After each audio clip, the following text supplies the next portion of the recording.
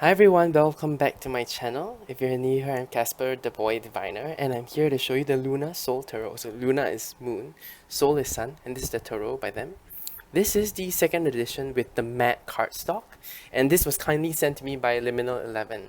So thank you so much, Liminal 11, for sending this to me so I can do a quick review or a quick first impressions. So right off the bat, I just want to be honest here and say that I don't think that I am the target audience for the Luna Soul. I feel like this is a perfect deck for someone who is looking for diversity but still want to keep in the confines of the RWS. So this deck actually has male and female characters compared to the modern witch, which only has female characters but also is tied very closely to the RWS. That one is also diverse, but it only has female representation, whereas this is a better mix of both. So I think it's a good beginner deck, and I think it's meant for people who want diversity and still is new to the tarot and still want to learn the traditional RWS, you know what I mean? And they don't feel like the RWS is diverse enough. So again, this is the standard Liminal 11 box, very sturdy. It has the pull out at the bottom. I always prefer something more simple than this. I prefer a tuck box. I'm not into you see, because now this way the box is so big. And then let's look at the cards. I don't know what I did with the cards. I hope they are in order. I think they are. So that's the Fool. This is the little white book that comes with it. A sturdy little white book. So it's again very well bound, very well done. As per Liminal 11 as per their other decks, also again, the major arcana has a full write-up and the minor arcanas have a shorter write-up. So there's some like glue stuff here. I don't know if it's me, it's my fault. Anyway, you can see that this is a matte cardstock. It's not glossy at all. And then we can go through this. I really like the touches of the borders. I really like the borders a lot. And I like the handwritten look of the text. So the Fool, again, very traditional. There's a this one is from the Thoth, I think, the crocodile, and then this is from the RWS. So I guess there's also the Thoth influences, which is really interesting. The backings, this is the back, really beautiful as well. The Magician. The representation of the four suits. The High Priestess with the yin and yang, so a little bit of Asian influence here as well. The pomegranates around her. The crescent moon, so still very traditional. Very pastel-y. The color scheme is very pastel-y. The Empress. Beautiful with the waters behind her. The shield with the Venus sign. The Emperor. Again, the shield. This is the traditional shield that is on the Marseille. So I'm guessing there are... it is very inspired by all the traditions. So if you want to get into the RWS, the Thoth, and the Marseille, this deck would be great. So I take back what I said again about how this could be a great beginner deck for RWS. I think now it's a great beginner deck for any kind of tradition you want to start with, I guess. The Hierophant.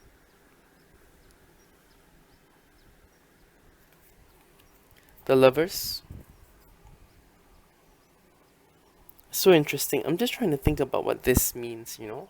Is it in the Thoth? I really don't remember.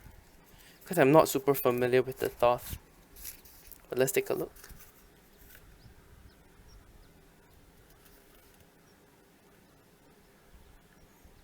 So I don't really see this talking directly about what's happening in the card, so I don't prefer that. I prefer when the writers actually explain what's going on in the deck. Chariot, the black and white sphinxes, but they look a bit confused. I don't know why that is, but yes. Justice, sorry, this is not the traditional RWS ordering. This is more of a Marseille ordering. This is not, so this is Justice. The Hermit, but instead of the lamp being bright, it's his heart that is bright. That's so interesting. I like that. The Wheel of Fortune. And then 11 is Strength and not Lust. So it's not following it's following the RWS wordings and not following the Thoth wordings. But Thoth, it is Lust. Right? And then it's not following the Marseille, because in the Marseille it's usually La Force or Fortitude. So I don't know what how they, I don't know how they reconciled all the traditions, but it is what it is. The hanged one. Maybe let's take a look at the guidebook and see if they explain it. So they did talk about the triumphi.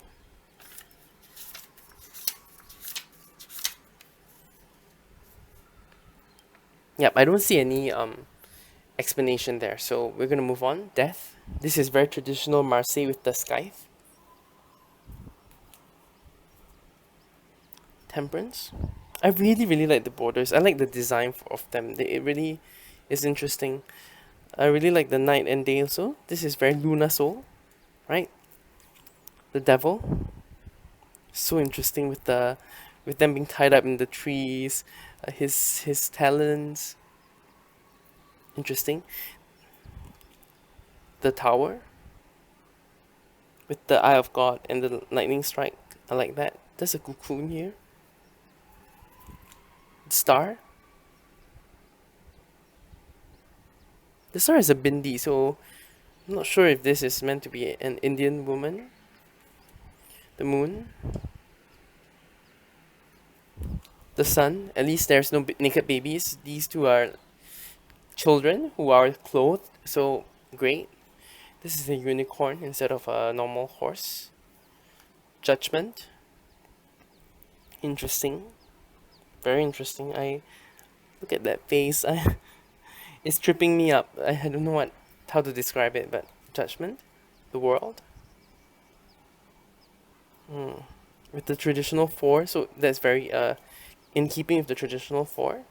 Let's take all the wands. Okay. The Ace of Wands. Beautiful. The Two of Wands, very traditional, but this does give me a bit of a Fool kind of feeling because of how it's held. These are the Thoth associations. This is one of the decans.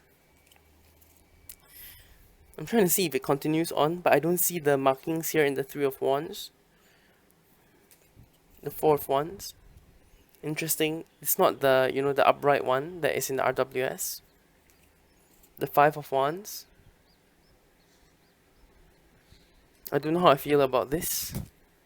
The Six of Wands. Okay, yes, this has all traditional symbolism. The Seven of Wands. I don't know. This just feels weird. Like, in the traditional RWS one, they're fighting from the bottom and you have the upper hand. Here, they're floating hands around. I don't know what she is fighting. It's just, it doesn't feel right to me. The Eight of Wands. Okay, this is interesting. It has that fiery nature, which I appreciate. The Nine of Wands. Defense. I like this one. I like this one. He's clearly hurt. The Ten of Wands. It's kind of, I feel like it's kind of too close up. Page of Wands. Beautiful coat. Or robe. The Knight of Wands. I don't know. There's something about the body proportions here that makes me feel awkward for the Knight of Wands. He doesn't look like he's gonna throw that. It looks awkward to me. The King of Wands. And then the Queen of Wands. I don't know if I mixed that up. I don't know, but maybe we can see if the queens come after the kings in this deck. Yes, they do. Queens all come after the kings in this deck. So it is on purpose, and there's probably a explanation somewhere. I hope, but I don't see the explanations in this little white book. Maybe you can Google it or something, and if it's not explained, then this just a bit, I don't know. Okay, let's just move on. I like interesting changes like this. I just hope it is explained well somewhere, especially if there's a little white book. The Ace of Cups, the Lotus, traditional Lotus. I like this. Two of Cups. This is beautiful. I really like the symbolism here between the sun and the moon, the rainbow, the white, the dark.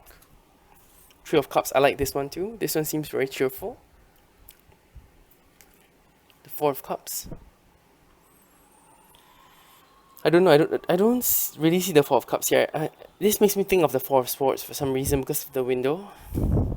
The Five of Cups. I guess it's saying that some losses are illusory, like it's your own perspective, your own dream. But I like this fact that there is something physical wrong in the original Five of Cups in the RWS. So this one doesn't really do it for me. Six of Cups. We are losing a bit of the nostalgia here without the child. I guess this is a child's hand, so it's okay. But like in another card, I think the Ten of Wands, I find it a bit too zoomed in. I wish I could see the whole scene. The Seven of Cups.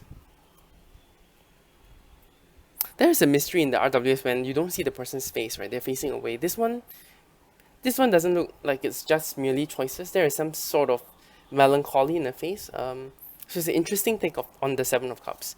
The Eight of Cups. With the Cancer symbol here, I guess. Nine of Cups. The Nine of Cups. This person looks a bit they don't look that happy. Ten of Cups. I like the smug look in the Nine of Cups in the RWS, so that was what I was looking for. The Page of Cups, beautiful, beautiful. I don't really care for her pose. Like how I don't like the floating nature of this. Like how the hands come from the top, but I think it's a beautiful card, especially the colors. I really enjoy the colors in this card. The Knight of Cups riding on a fish, that's super cute. The King of Cups sitting on the throne of water, and then the Queen of Cups. Okay. The Ace of Swords. Two of Swords. This is very interesting. I think out of all the whole deck, I feel like this card is one of the more interesting ones. There is the symbol of the moon at the back, but it's a bright sunny day instead of the darkness in the original RWS, and there's no blindfolded person.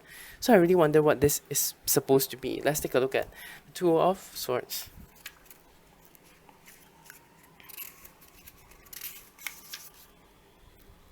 Things are becoming stagnant and losing their edge. Okay, this is interesting. I like this. I like this change. There is a attempt at something new. The Three of Swords. I'm okay with this. The Four of Swords. I don't feel like this is my Four of Swords. There's something too relaxed about this. The Four of Swords means to rest in the midst of a war, right? But this looks like more of a traveling salesman. This makes me think about the Six of Discs more, like a trade or something. Let's take a look at how they actually interpret this. We're moving away from rocky times. Okay, very interesting take. I don't see this as my Four of Swords, but if I do take time to work with this deck, I probably will read it their way. It is drawn that way. That kind of feeling is the same, so that's good. Five of Swords.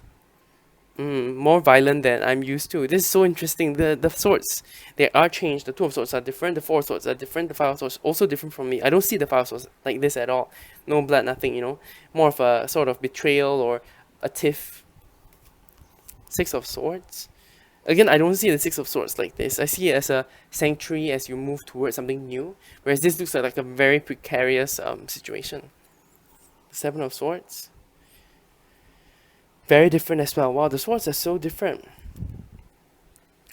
You know, this person doesn't look like a trickster. They look guilty. They look like they have done something wrong. Whereas in the original Seven of Swords, there's a sense of, you know, this could be something good. This could be you rebelling against, some sort of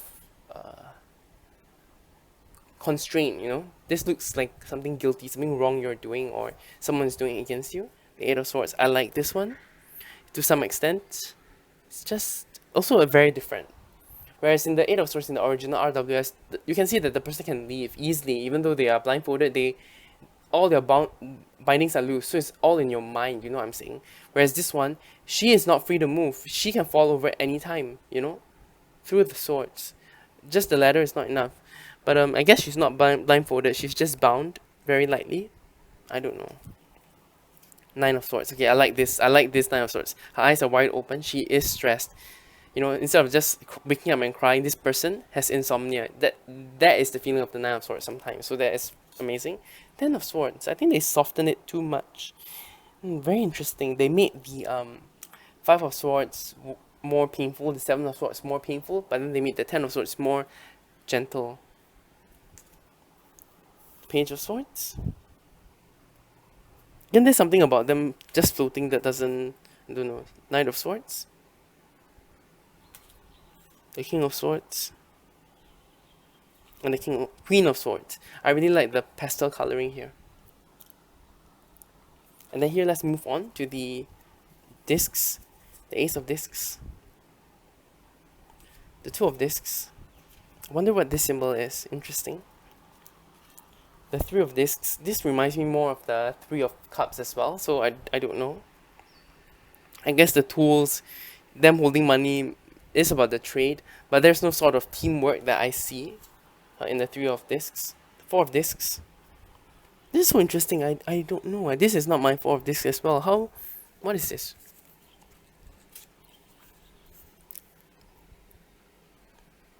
Interesting. Clinging onto things. I feel like the Four of Discs, I usually see it more as a selfishness or stinginess or self-care, self-love. Very different. Five of Discs. Also different. I'm very used to the snowy nature of the Five of Discs. That's one of my favorite parts of the Five of Discs. I like that they are unburdened, but they are also suffering. You know what I mean? This person is burdened. This gives me more. It gives me more of a Ten of Wands feeling. The Six of Discs. Okay, this is pretty traditional. I see the exchange. The Seven of Discs. I like this. She is also pregnant, so that adds another layer. The Eight of Discs. Also traditional. I do like this one. This person looks a bit sad though. Whereas the other one in the RWS, they are like working and crafting their skills. This person looks like they are not particularly happy with their job. The Nine of Discs.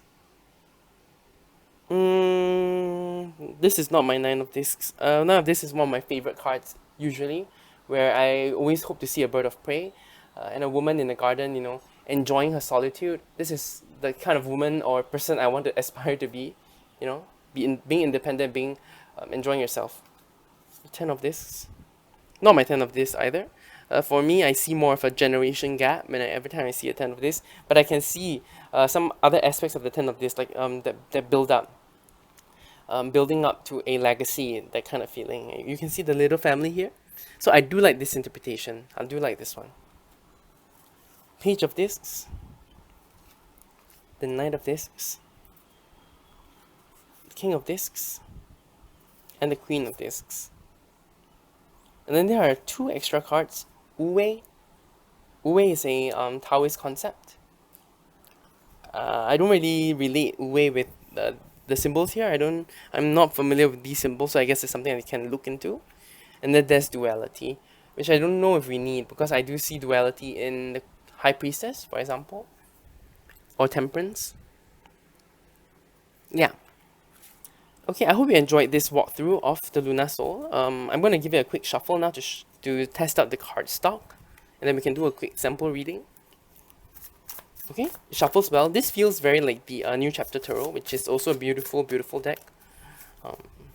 Yeah, but I think that one is harder to read than this one. This is really quite a beginner-friendly deck. Apart from some of the scenes not being like zoomed out, it's quite close in. Apart from that, I think it's a good beginner deck. It can definitely teach you how to read the deck. It definitely teach you how to read the cards in a different way. I think the authors and the artists have a more specific view of some of the cards, which is good, so you can get a better handle of the meanings. Whereas for me, yeah, I might not read it that way, but we all learn our cards differently, and every time we do a reading with a different deck, we learn different meanings, we apply different things. Okay, that wasn't a great riffle shuffle, but it's more of my fault. So the cards aren't too big, they're just nice. Okay, and then let's do a quick sample reading. I don't know if I mixed it enough, so let's just find out.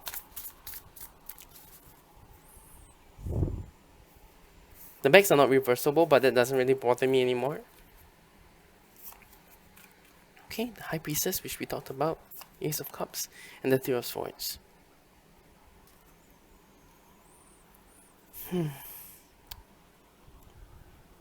Listen to your heart as you find new things, or you might hurt yourself. Okay? Listen to your heart, listen to your intuition when you feel like something new, some new kind of romance, love is starting out. Because if you don't listen to your intuition, you might get hurt. Okay?